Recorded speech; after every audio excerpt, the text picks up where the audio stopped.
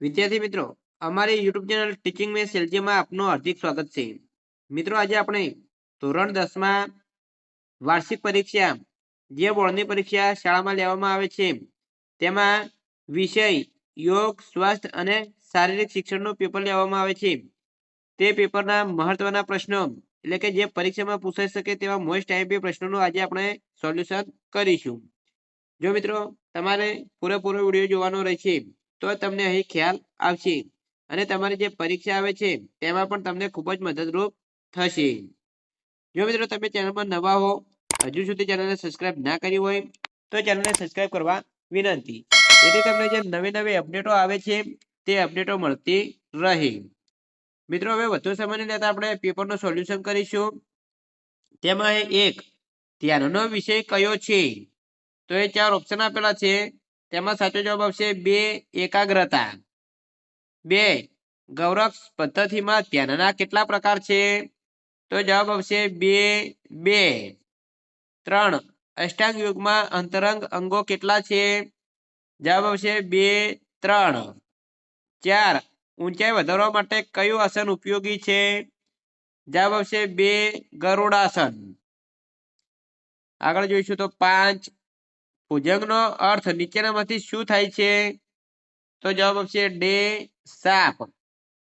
6 કયા આસનમાં શરીરનો આકાર તીડ જેવો થાય છે? જવાબ આવશે ડે સલ્ભાસન. 7 ઉષ્ટ્રાસનમાં શરીરનો દેખાવ કેવો બને છે? જવાબ આવશે ડે ઊંટ જેવો. 8 કયો આસન કરતી વખતે શરીર ધ્રુજવું ન જોઈએ? જવાબ આવશે ડે નૌકાસન. 9 કયા આસનમાં પગના પંજાને કાન સુધી ખેંચવામાં આવે છે? જવાબ આવશે એ આકર્ષ ધનુરાસન. આગળ 10 સારણગાંઠના દર્દીઓ માટે કયું આસન હિતાવહ નથી? તો જવાબ આવશે એ ભુજંગાસન. 11 કયું આસન પીઠ પર સૂઈને કરવાનું છે? જવાબ આવશે એ પવન મુક્તાસન. 12 કયું આસન કરવાથી શારીરિક થાક દૂર થાય છે? જવાબ આવશે એ મકરાસન. 13 સીધા સ્પર્શ મારફતે ફેલાતો રોગ કયો છે? જવાબ આવશે સી ખરજવો. 14 કઈ ચિકિત્સા પદ્ધતિમાં હવાની આડઅસર હોય છે? જવાબ આવશે સી એલોપથી.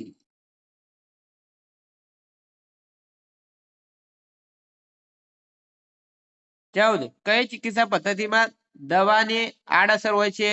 મિત્રો, એ હવાની જગ્યાએ દવા આવશે, મિસ્ટેક થયેલી છે. તો જવાબ આવશે સી એલોપથી. આગળ જોઈશું તો 15 શાળાના ઘણા વિદ્યાર્થીઓમાં કઈ ખામી સર્જાતી હોય છે? જવાબ આવશે સી દ્રષ્ટિની. 16 ચામડીમાં ચીરો પડવાથી કયા રોગના જંતુઓ શરીરમાં પ્રવેશે છે? જવાબ આવશે સી ટીટેનસ ધનુર્વાના. 17 પાટણ અને બનાસકાંઠામાં કામ કરતી સેવાભાવી સંસ્થા કઈ છે? જવાબ આવશે ડે ભલસાણી ટ્રસ્ટ. આગળ 18 હ્યુમન ઇમ્યુનો ડિફિયન્સી વાયરસનું ટૂંકું નામ જણાવો. તો જવાબ આવશે ડે HIV. 19 વિશ્વ એડ્સ દિન ક્યારે ઉજવવામાં આવે છે? જવાબ આવશે ડે 1 ડિસેમ્બર.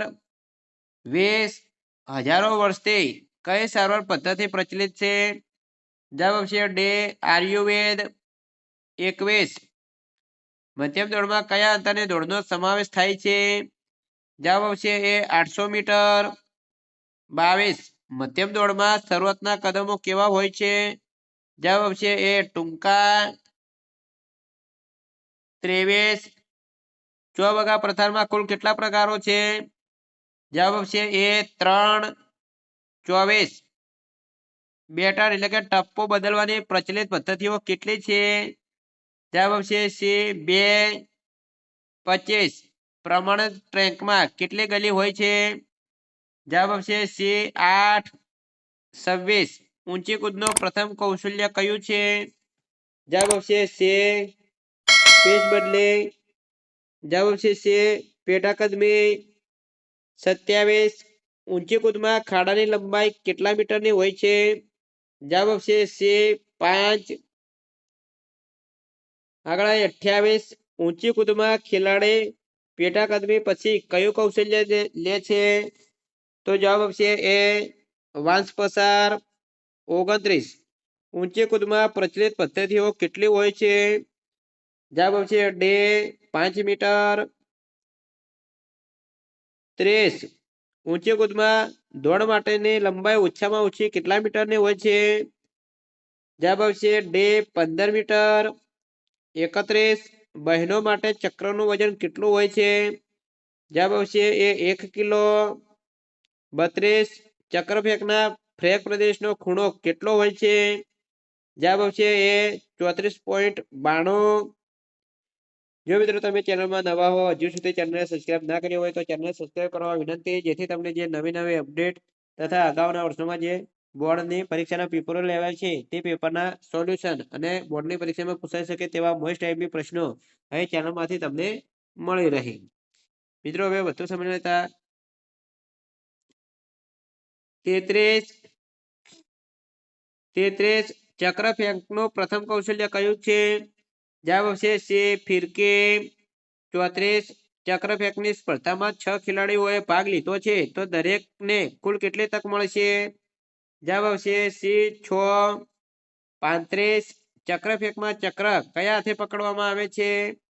જવાબ આવશે સી જમણો. 36 કબડ્ડીની રમત શરૂ કરવા માટે એક ટુકડીમાં ઓછામાં ઓછા કેટલા ખેલાડીઓ હોવા જોઈએ? જવાબ આવશે 2 7. 37 આઉટ થયેલો ખેલાડી સજીવન ક્યારે થઈ શકે? જવાબ આવશે 2 સામાન્ય ટુકડીનો કોઈ ખેલાડી આઉટ થાય ત્યારે. 38 કબડ્ડીની રમતમાં કેટલા હાફ રમવાના હોય છે? જવાબ આવશે 2 2. 39 ટક્કરપટ્ટીનો સમાવેશ મેદાનમાં ક્યારે થાય છે? જવાબ આવશે એ ટક્કર થયા પછી. 40 બહેનો માટે કબડ્ડીના મેદાનની લંબાઈ કેટલી હોય છે? જવાબ આવશે એ 11 મીટર. આગળ 41 કબડ્ડીની રમતની પાયાની બાબત કઈ છે? જવાબ આવશે સે શ્વાસ મૂંઢવો. 42 કબડ્ડીની રમતમાં નીચેનામાંથી કયું કૌશલ્ય ચઢાઈ કરનાર પક્ષનું છે? જવાબ આવશે સે લાત મારવી. 43 ભાઈઓ માટેના કબડ્ડીના મેદાનમાં લંઘન રેખા મધ્ય રેખાથી કેટલી દૂર હોય છે? જવાબ આવશે સે 3.75 મીટર. અહીં અથવામાં બાસ્કેટબોલના પ્રશ્નો પૂછાય છે. તેમાં 36 ભારતમાં બાસ્કેટબોલ રમત પ્રચલિત કરવાનો પ્રયત્ન કોણે કર્યો હતો? જવાબ આવશે 2 ચાર્લ્સ પીટરસને. 37 બાસ્કેટબોલના મેદાનની લંબાઈ અને પહોળાઈ કેટલી હોય છે? જવાબ આવશે 2 28 મીટર બાય 15 મીટર. 38 બાસ્કેટબોલની રમતમાં દડા ઉપર કાબુ મેળવ્યા પછી તે ટુકડે કેટલા સમયમાં દડાના પ્રતિનિધિ મેદાનમાં લઈ જવો પડે છે? તો જવાબ આવશે 2 8 સેકન્ડ. 39 બાસ્કેટબોલની રમતમાં દડાને બાસ્કેટમાં ફેંકવાની ક્રિયાને શું કહેવામાં આવે છે? જવાબ આવશે એ શૂટિંગ. 40 બાસ્કેટબોલમાં દડાનું વજન કેટલું હોવું જોઈએ? જવાબ આવશે એ 600 ગ્રામ થી 650 ગ્રામ. 41 બાસ્કેટબોલમાં એક હાથે દડાને જમીન ઉપર વારંવાર ટપરવાના કૌશલ્યને શું કહેવામાં આવે છે? જવાબ આવશે સે ડ્રિબલિંગ. જવાબ આવશે સે ડ્રિબલિંગ. 42 બાસ્કેટબોલની રમતમાં અવેજી ખેલાડીઓ કેટલા હોય છે? જવાબ આવશે સી 7. 43 બાસ્કેટબોલ રમતમાં મધ્ય વર્તુળની ત્રિજ્યા કેટલી હોય છે? જવાબ આવશે સે 1.80 મીટર. અહીં અથવામાં હેન્ડબોલના પ્રશ્નો પૂછાયા છે. 44 હેન્ડબોલની રમતમાં દરેક ટુકડીમાં રમનાર ખેલાડીઓની સંખ્યા કેટલી હોય છે? જવાબ આવશે 2 7. 45 ભાઈઓ અને બહેનો માટે હેન્ડબોલની રમતનો એક અર્ધ સમય કેટલી મિનિટનો હોય છે? જવાબ આવશે 2 30 મિનિટ. 47 હેન્ડબોલની રમત દરમિયાન ખેલાડી દડાને વધુમાં વધુ કેટલી સેકન્ડ સુધી પકડી રાખે છે? જવાબ આવશે 2 3 સેકન્ડ. આગળ 47 હેન્ડબોલની રમતમાં ગોલકીપર દડાને કેવી રીતે અટકાવે છે? જવાબ આવશે 2 શરીરના કોઈ પણ ભાગથી. 48 હેન્ડબોલની રમતની શરૂઆત શેનાથી કરવામાં આવે છે? જવાબ આવશે 2 સિક્કો ઉછાળવાથી. 49 હેન્ડબોલ રમતની સૌ પ્રથમ શરૂઆત કયા દેશમાં થઈ હતી? જવાબ આવશે ડી જર્મની. 50 હેન્ડબોલની રમતમાં દરેક ટુકડીમાં કુલ કેટલા ખેલાડીઓ હોય છે? જવાબ આવશે ડી 22. તો મિત્રો અહીં અથવામાં વોલીબોલના પ્રશ્નો પૂછાયેલા છે. તેમાં 44 વોલીબોલમાં દડાનો ઘેરાવો કેટલા સેન્ટીમીટરનો હોય છે? જવાબ આવશે 2 65 થી 67. 45 વોલીબોલમાં નિર્ણાયક સેટ કેટલા ગુણનો હોય છે? જવાબ આવશે 2 15. 46 નીચેનામાંથી કયું કૌશલ્ય વોલીબોલ રમતનું નથી? જવાબ આવશે 2 સાપો મારવો. 47 વોલીબોલમાં એક ટીમમાં અવેજી ખેલાડીઓની સંખ્યા જણાવો. તો જવાબ આવશે 2 6.